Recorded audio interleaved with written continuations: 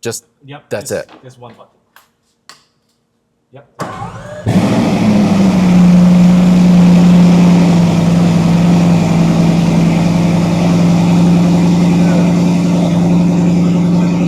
Once again.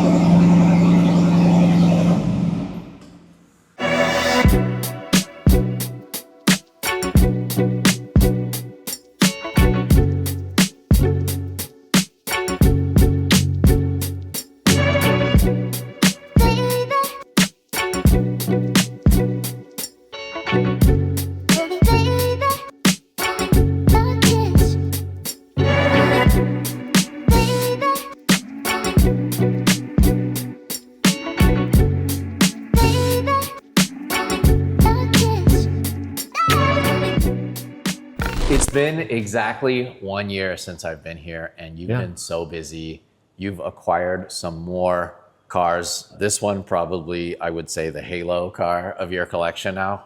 Yes, it is. I understand that you imported this to support an event that's happening Correct. at Sepang. Can you let us know a little bit about that? Yeah. Like I say, I always plan to have some of my car to come to Malaysia. So fortunate for me, this is actually a track purpose car. So the only way for me to justify to bring this car is to bring the car in to support a local race event, which is a Sepang 12 hours. So that is why I managed to get the approval to bring the car in here, in Malaysia, to support the event. This makes sense in why else would you have this here, right? This is not a street-going vehicle. Yes. So it has to be at the racetrack anyways. Yes, it is. So why not bring it in to support some local events? Have you had a chance to drive this car? Yes, I did. The fact that because I need to do a demo run during the support of the Sepang 12 hours. So technically speaking, I have to drive the car on the track. Obviously not me alone. I also got Jasman, our Malaysian driver, to help me to drive the car. He's also one of the participants for that event. And I took the opportunity to drive the car, and my three other sons also drove the car on the track. What's the experience like? Well, initially was a bit worried, because I have not been on the track for quite a long time, and then driving a car that worth so much money. So there's always the concern that can I manage it? Can I stop it on time? Managed to get a hang of it. Even though I get the hang of it, I still try to brake the car earlier than I normally do on the track. I did try to get the maximum speed on the straight, which I managed to get up to 279 kilometers an hour on the straight. It's not the fastest that I could get there, but for the purpose of this car, at least I've done that. Jasman, my partner, for us to also get him to get some good timing. So I think he did a lap of 2:07, if I'm not mistaken, on this car, and he managed to clock 311 or 12 kilometers an hour on the straight. 207, what does that compare to the F1 cars? F1 car is doing about 150. 140. I think it's 140, 150. For the GT1 or the saloon car racing, you can dip below 155. But according to Jasman, he's a very experienced driver himself. So he reckoned with the fuel of the car, he can easily dip the car in the region about 150, 1 minute 50 seconds. But he did 2:07 that day. It was just a 3-lap. He's just leaving a lot on the table. Yes, because he told me that despite his experienced driver, then he's having the mind that this car worth 4 million plus euro, he said that he just worried that he may crash a car in case there's something happen. So he took a very cautious way to drive the car. Yeah, we've seen just recently anything can happen on the track, Exactly. especially at Sepang. With the brake failure with that Mercedes. Yeah.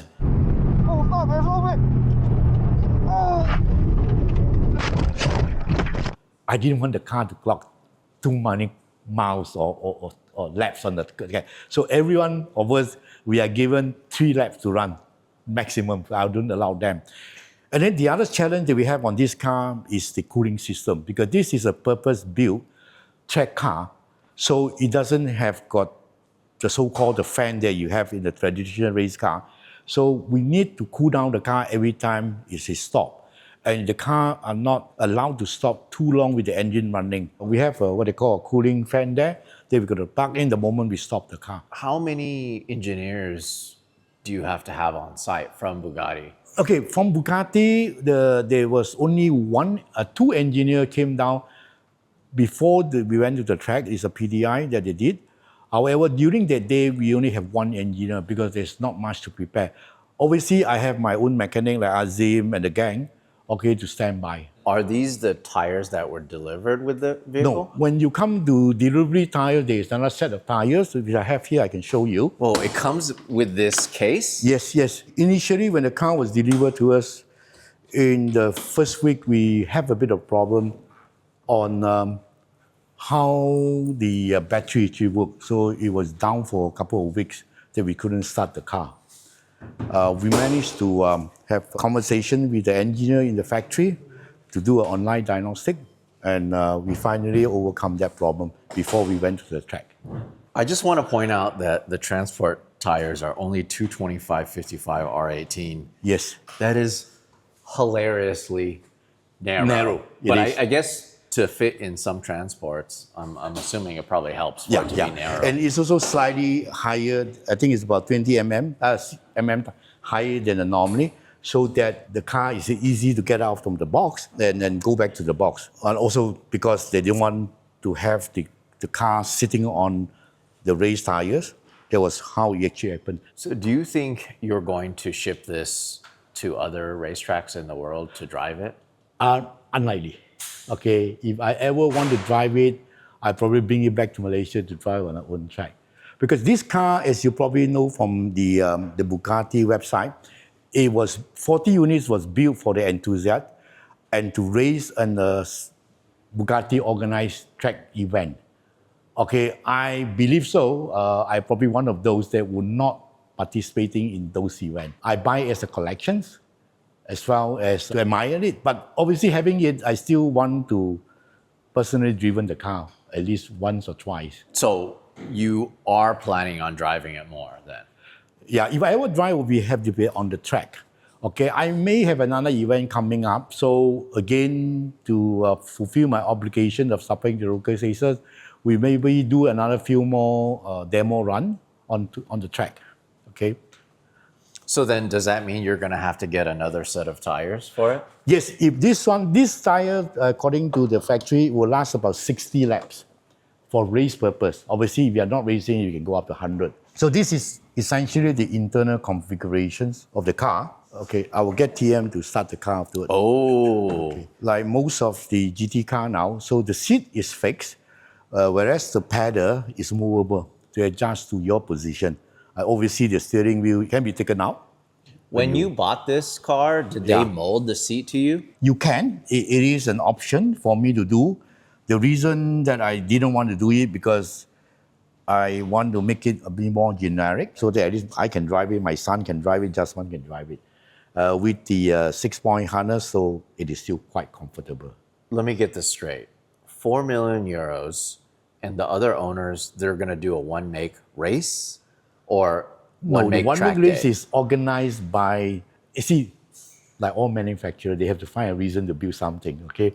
So when they want to build a track version, they want to make sure it's like the Ferrari FXX, similar story. So they do the same for Bugatti. Hopefully the people who buy this car will take part in so-called their what they call one-make series. I think they haven't started the serious one yet, but some of them have done some of the testing in Europe. I was supposed to do it, I declined because I said I'd rather do it on my track rather than your track. Maybe one day, given the chances, I may talk to Bugatti that I will organize the one-make series in Sepang. At that point in time, I may or may not choose to race, but at least I will do it in Malaysia. Are there any other ones in Southeast Asia? There will be another one that belonged to the owner, the Filipino owner that lived in Perth. Which the car was in Monaco F1 recently, I was told. And that will be the second car. And there will be also 2 more in Thailand, which belongs to him. He has 2. So, He has 2? Yes, he bought one that is what they call pre-production. and one that is production. Because you see, all these cars that, because I bought quite a number of these cars from different brands, usually before the real car being introduced to the market, they always have what they call the pre-production unit for testing or for whatever. Okay, so sometimes they will sell the car, and usually those cars cost more than the real car. I mean, the actual production. I believe that Bugatti probably built quite a few that either sold to some key collectors, enthusiasts, or dealership. I guess it makes sense because those don't have to abide by any regulation in that it's not a street car. This Yes. is a track-only car. Yes, but still they still need to do the what they call some compliance to the racing requirement. Also, they need to test the car. The reason I can say that because I used to own an Enzo many years ago. After many years, I found out that my car was a pre-production car. That Ferrari make about 10 pre-production cars because that was a root car. They need to go through all the compliance, all the crash tests, and usually the first one they pass. Then they left with 9. What do? Then they sell to the dealers as a collector piece or whatsoever. So I believe that happened in all the car industry.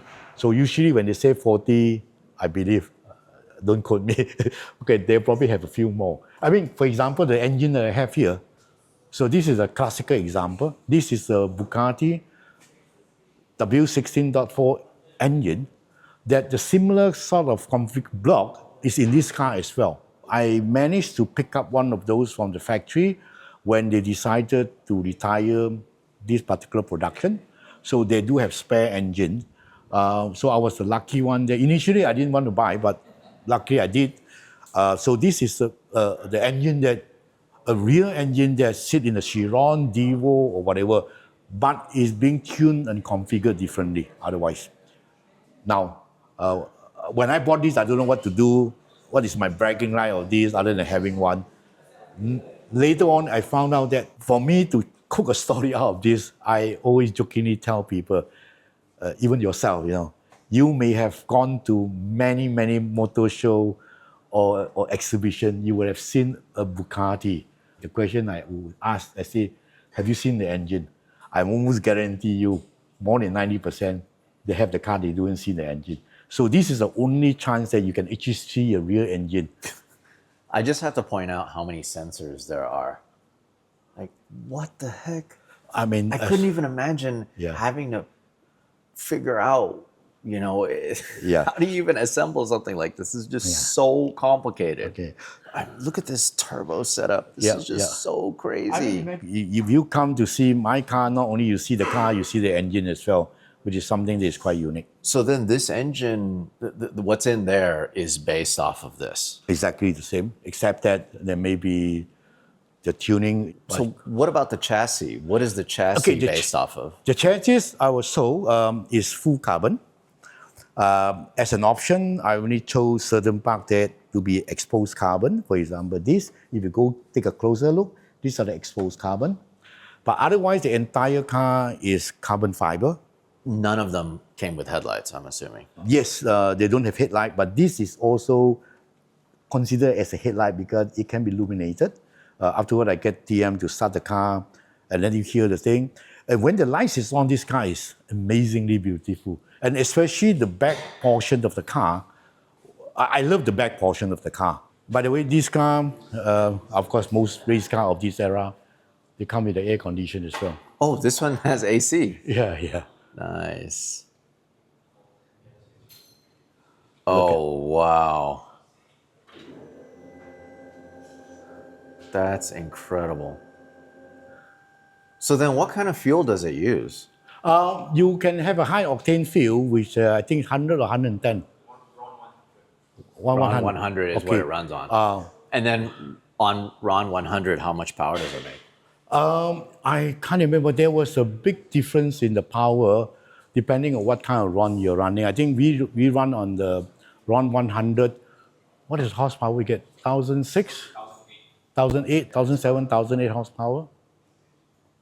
Everything is so beautiful. Yeah. Like even the tow hook on the back and also the Yes. tow hook on the front. Yes. But there's just so many little intricate details that get lost. Like, look at this Yes. little arrow bit on the wing. On the wing, yeah. It is to me, I mean, I have two other Bugatti before. I mean, I'm still having it, the Devo.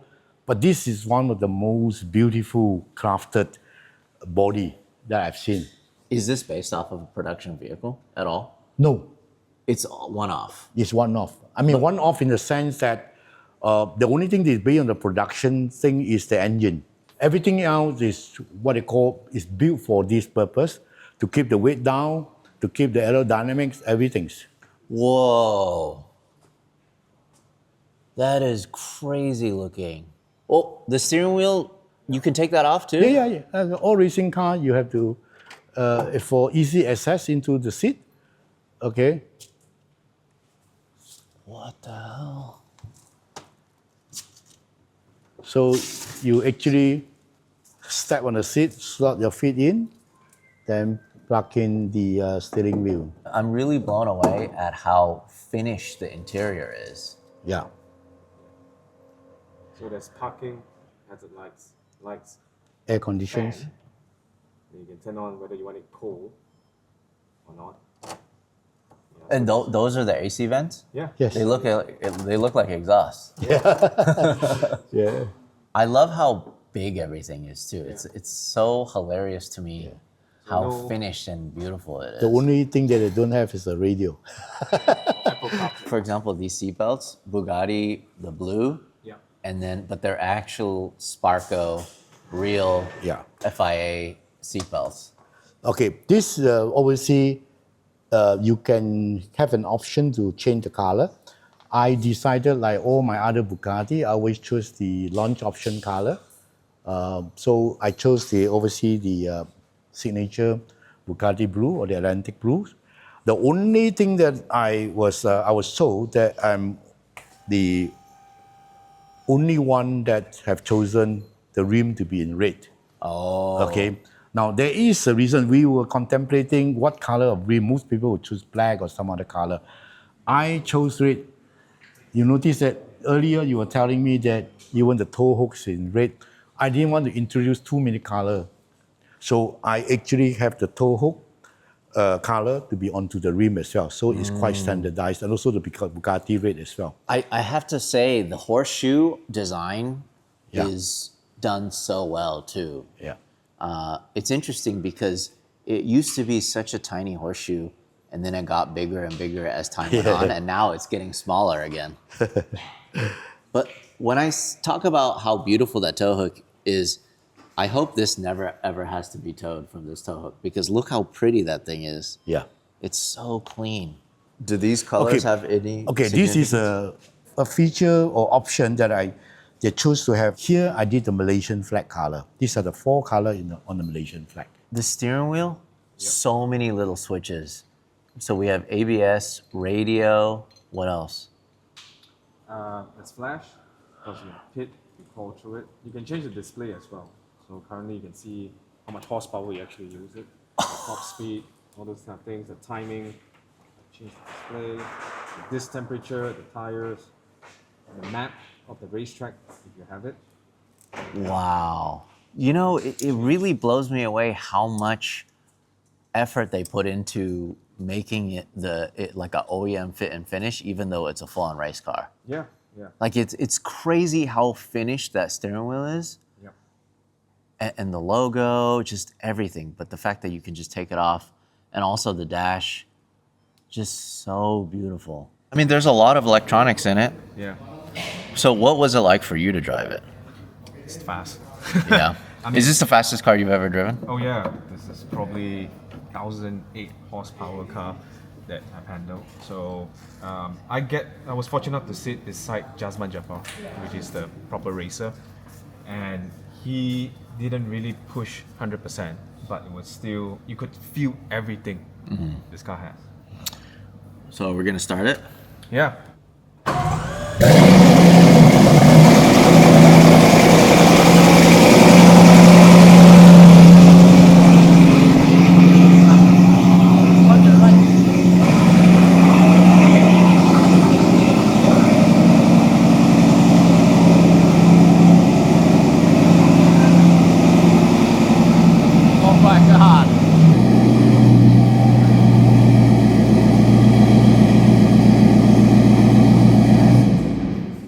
That is so loud. It is.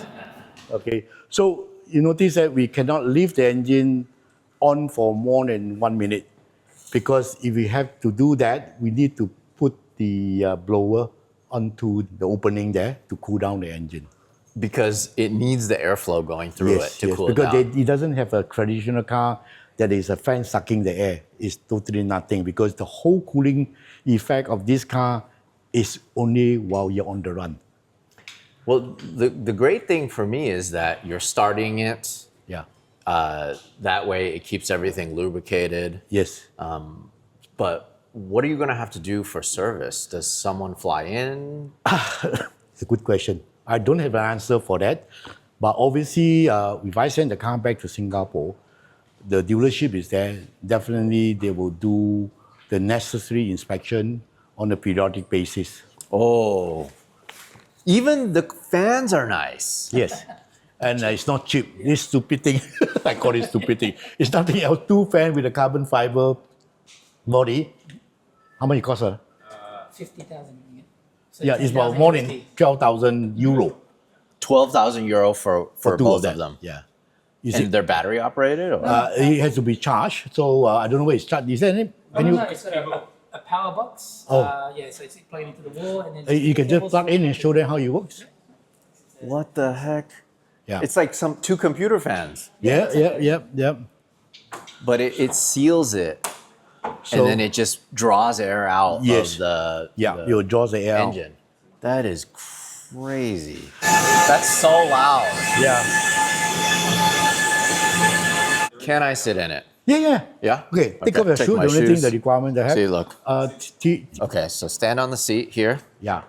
right? With your head above the opening, the 2 feet in, then you slowly slide your body in. Okay. Okay, now you slide your butt in. Okay. Wow. It fits. So 2 hands, push it on. okay. It's on? So maybe I'll just turn on. No way. Okay. For you, I allow you to start the engine 1 time.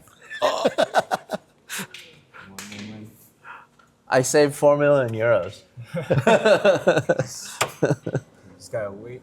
So TM will instruct you how Okay. you start the engine. This on brakes, Okay, on brakes. and then just press the engine button. Just, Yep. that's just, it. Just one button. Yep.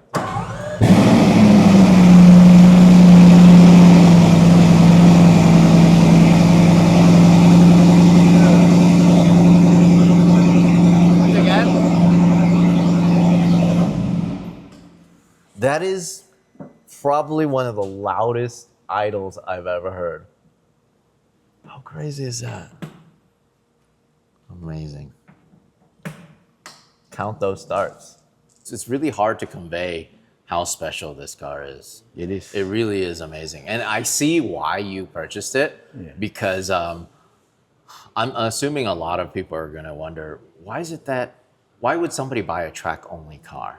It is a work of art, and it also is a work of engineering marvel. Yes. I think that is so neat. I mean, one thing I have to point out is the seat, part of the seat is on the door, Yeah. right? And then this is like part of the headrest. Yes, it's a protection, so that when you go into the corner, the G-force is too much. So this actually help your head, okay, against the momentum of the G-force. I do have to say I appreciate the fact that you have driven it on track, because I'm assuming some of the owners may never take their car to the track.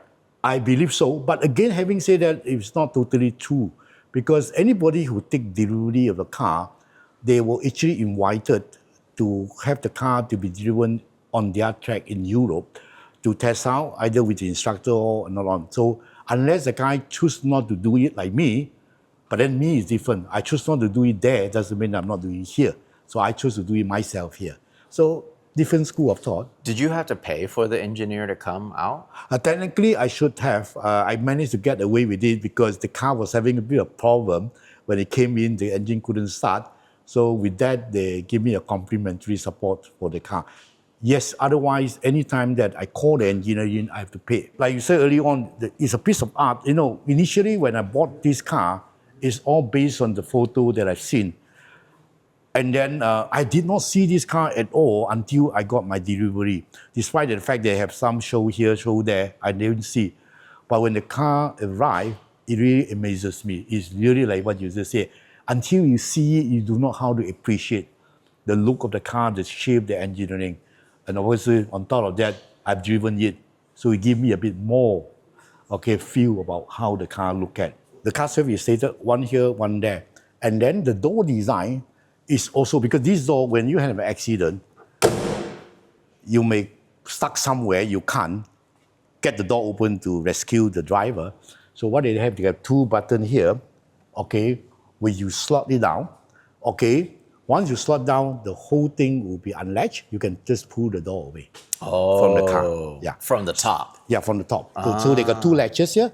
So you say eject, it's like a fighter jet design. It actually says eject. Yeah, but it says eject, but it doesn't eject automatically. Right. But it says you pull the button, and then the whole door is loosened from the latch. You can actually take the door away. Both sides, you come with it. That's amazing. It's something that different from the race car that I used to have. Is this a decal or is this logo? It's the logo of my company, JPM. Yep. Actually, there is a factory logo that came with a factory option that they give it to me that we have to... It's up top and also in the middle right here? At the top and the middle here, yeah. So this is done in the factory. Got it. So all my Bugatti, I will have that. Whether my Devo, my Chiron, I will have that logo.